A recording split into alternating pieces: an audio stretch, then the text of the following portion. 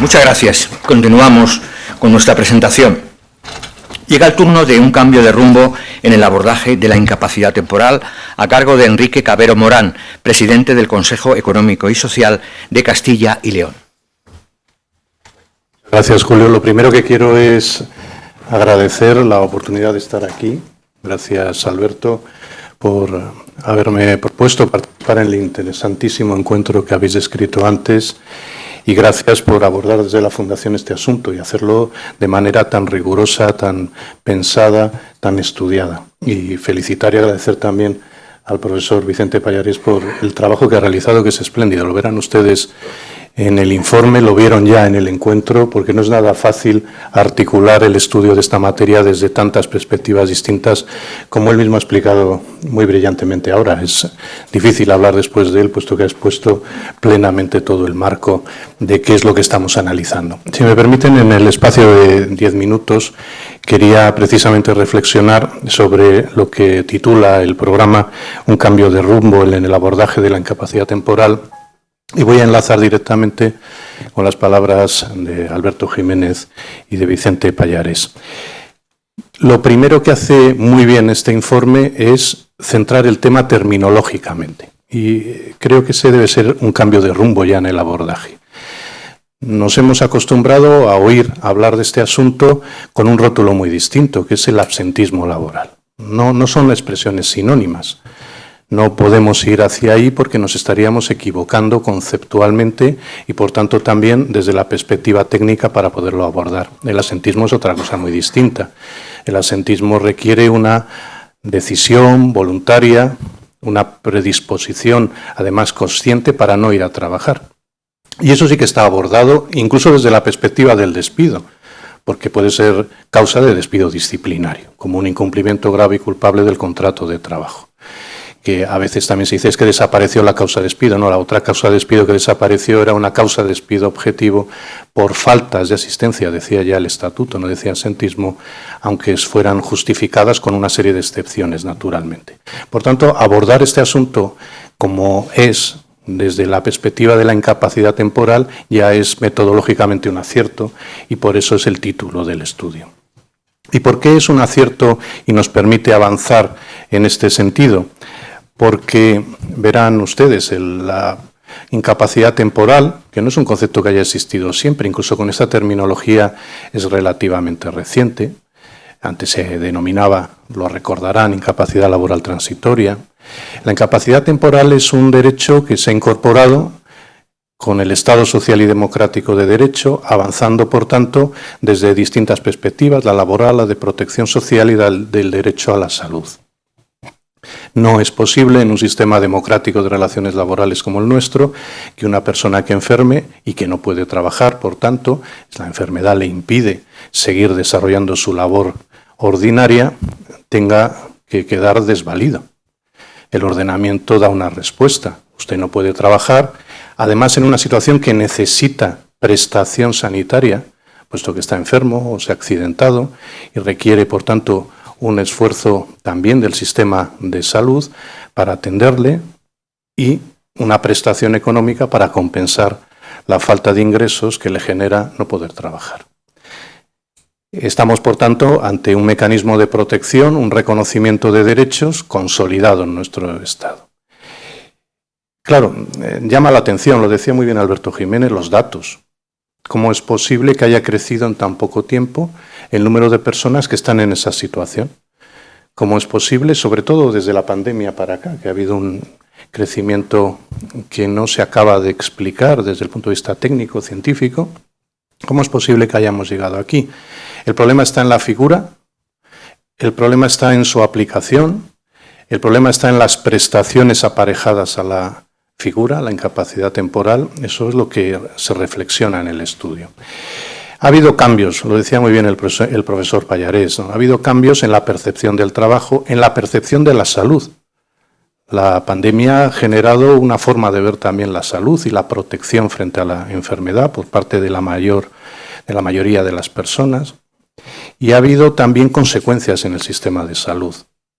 La propia pandemia ha venido a incrementar problemas que había de lista de espera, de atención suficientemente rápida y actualizada, a pesar del esfuerzo que se hace desde los sistemas, desde el Sistema Nacional de Salud y su aplicación en las comunidades autónomas o por el IGS, el Instituto en Ceuta y Melilla, que como saben sigue teniendo la competencia del Estado. Hay, por tanto, una serie de factores nuevos que ha descrito muy bien ahora el profesor Pallares.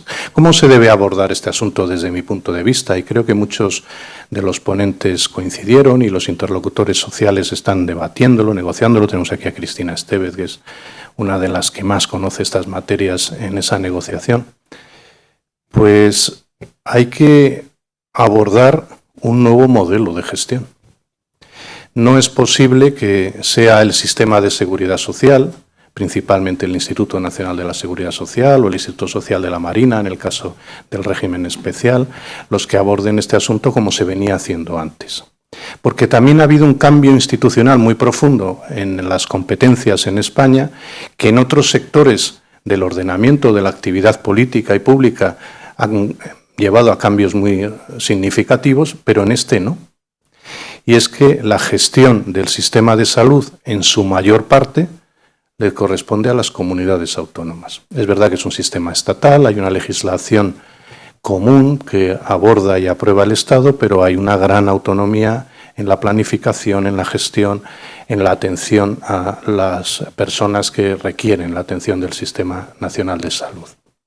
Y eso no ha tenido una repercusión real en el modelo.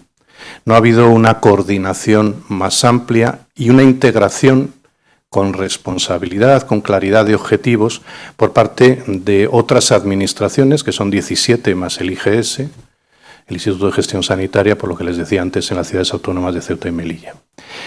Es imprescindible articular un sistema donde haya un compromiso real, una corresponsabilidad y una determinación de objetivos conjuntos en materia de incapacidad temporal, porque estamos hablando, por un lado, de aspectos económicos que se han citado, que son muy relevantes para el Estado, son muy relevantes para las empresas, por eso COE viene insistiendo en este asunto y que hay que estudiarlo con detalle, sin duda tienen razón, pero es muy importante también el derecho a la salud, porque si no estaríamos presuponiendo que hay personas que prefieren estar enfermas a trabajar.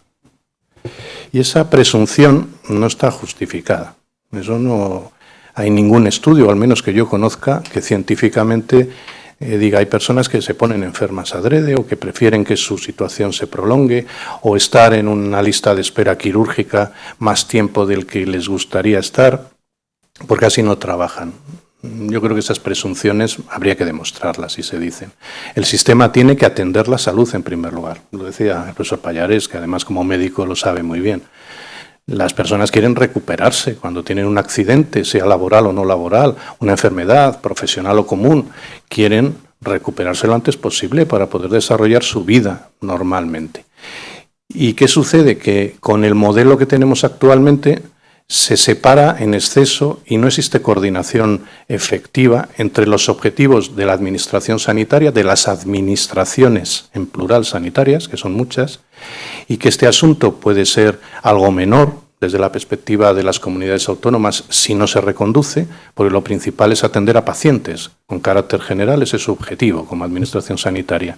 Y el sistema de seguridad social y los intereses empresariales y sindicales de que las situaciones de incapacidad temporal duren lo menos posible. Al final, la prestación económica, ¿quién la paga? Pues la seguridad social. También una parte, las empresas, naturalmente, una parte importante.